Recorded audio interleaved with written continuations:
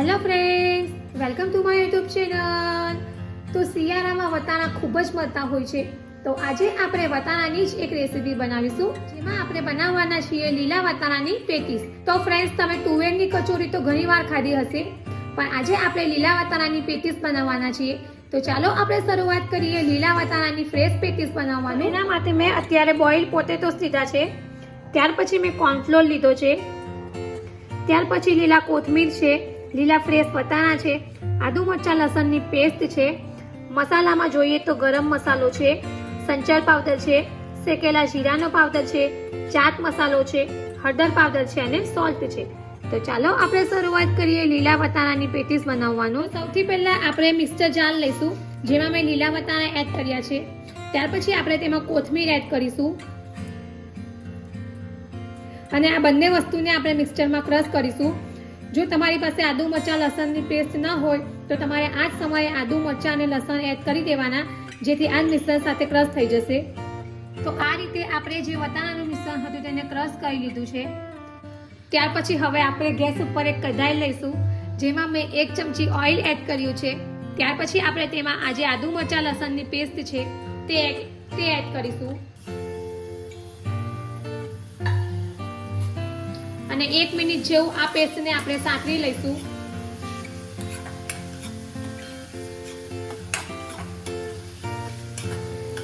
ગેસની ફ્લેમ અત્યારે આપણે મીડિયમ જ રાખવાની છે.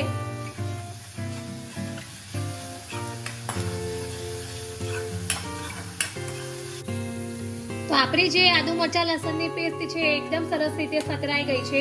ત્યાર પછી હવે આપણે જે આ વટાણા ક્રશ કર્યા છે તે એડ કરીશું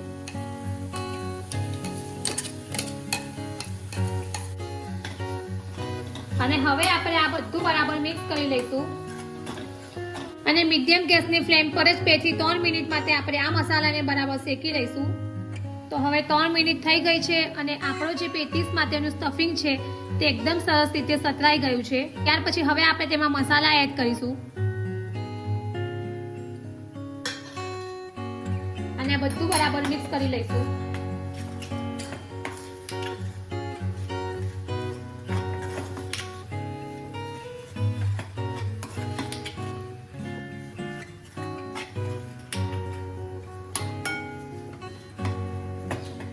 ત્યાર પછી આપણે આ સ્ટફિંગમાં તલ એડ કરીશું અને વરિયાળી એડ કરીશું, જેનાથી આપણી પેટીસનો સ્વાદ ખૂબ જ સરસ આવશે.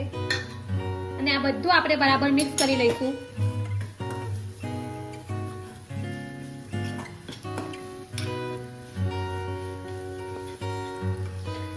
તો આપણો પેટીસનો સ્ટફિંગ માટેનો મસાલો રેડી છે. હવે આપણે ગેસ ઓફ કરી દઈશું અને આ મસાલાને ઠંડો પડવા દઈશું. હવે આપણે પેટીસ માટે જે બટાકાનું બહારનું લેયર આવે છે તે બનાવીશું. તો એના માટે આપણે બોઇલ પોટેટોસ લઈશું અને આ રીતે આપણે હાથની મદદથી જ મેશ કરી લઈશું.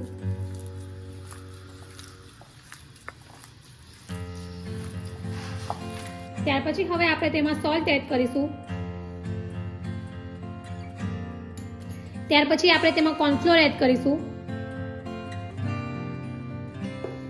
અને આ બધું આપણે બરાબર મિક્સ કરી લઈશું.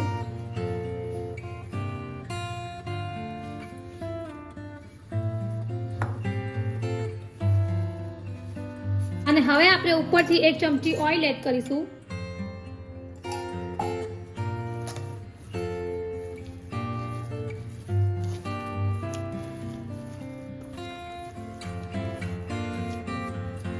તો આપણું પેટીસ માટેનું જે બટાકાનું બહારનું લેયર આવે છે તે રેડી છે. હવે આપણે આગળની પ્રોસેસ કરીશું. હવે આપણે આગળ પેટીસ બનાવીશું. બટાકાના મિશ્રણમાંથી આપણે થોડું મિશ્રણ આ રીતે હાથમાં લઈશું અને આ રીતે આપણે ગોળ ગોળ આકાર આપી દઈશું. ત્યાર પછી અહીંયા આપણે આ જે વટાણાનું મિશ્રણ બનાવ્યું હતું તેમાંથી આપણે થોડું મિશ્રણ આમાં મૂકીશું. આ રીતે થોડું મિશ્રણ હાથમાં લઈ લઈશું અને થોડું મિશ્રણ આ રીતે આપણે બટાકાના મિશ્રણમાં મૂકીશું અને આ રીતે આપણે બધી બાજુથી પેક કરી દઈશું અને આ રીતે આપણે હાથની મદદથી જ પેટીસ આકાર આપી દઈશું. આ જ રીતે આપણે બીજી બધી પેટીસને પણ રેડી કરી લઈશું.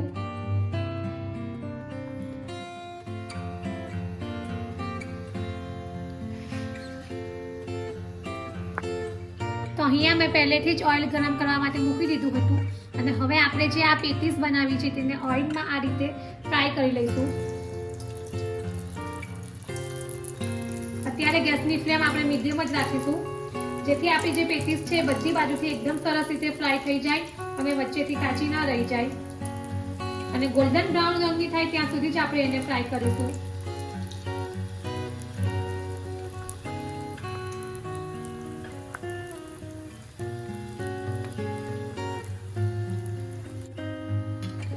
તો આપણી જે પેટીસ છે તે એકદમ સરસ રીતે ગોલ્ડન બ્રાઉન રંગની થઈ ગઈ છે.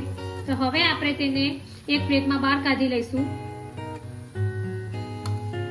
બહારથી એકદમ સરસ ક્રિસ્પી એવી પેટીસ બની છે. તો બીજી બધી પેટીસને પણ આપણે આ જ રીતે ફ્રાય કરી લઈશું. તો રેડી છે આપણી લીલા વટાણાની પેટીસ. ખૂબ જ ઝડપથી અને ખૂબ જ ઓછા સમયમાં બની જાય એવી છે અને ખાવામાં ખૂબ જ ટેસ્ટી એવી છે અને ખૂબ જ ક્રિસ્પી એવી પેટીસ બની છે. તો હું તમને બતાવું છું કે પેટીસ કેવી બની છે.